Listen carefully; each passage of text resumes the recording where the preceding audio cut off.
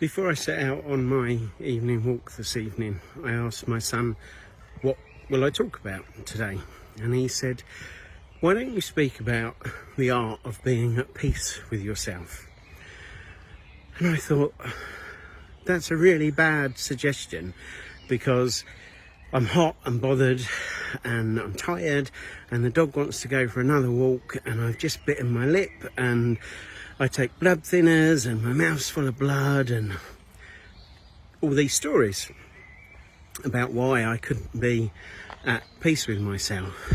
And actually they've got nothing to do whatsoever with being at peace with yourself, because in any moment that I choose, I can be entirely at peace with myself, because when I get back from my walk, I can take a nice cool shower.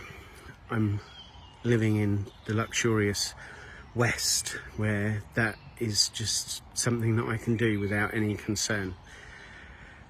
The bleeding will stop. It's a frustration, but it's nothing more than a slight annoyance.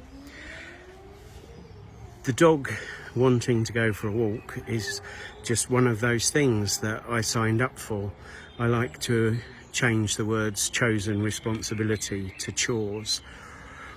And part of having her companionship, her loyalty and her trust is the agreement that I have made with her to take care of her needs.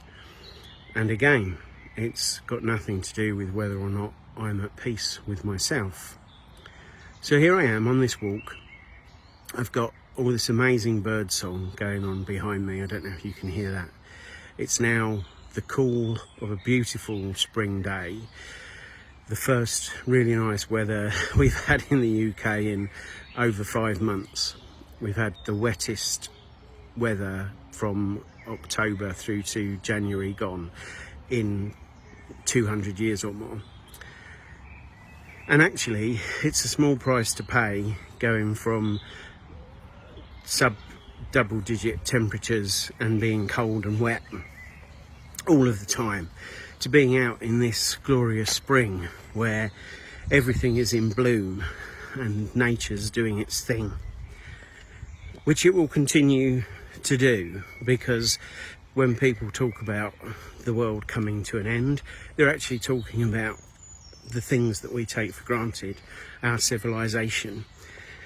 And that also doesn't cause me not to be at peace with myself, because here behind me I've got beautiful horse chestnuts in bloom all along this path. I've got wonderful stuff, I don't even know what that is, in bloom.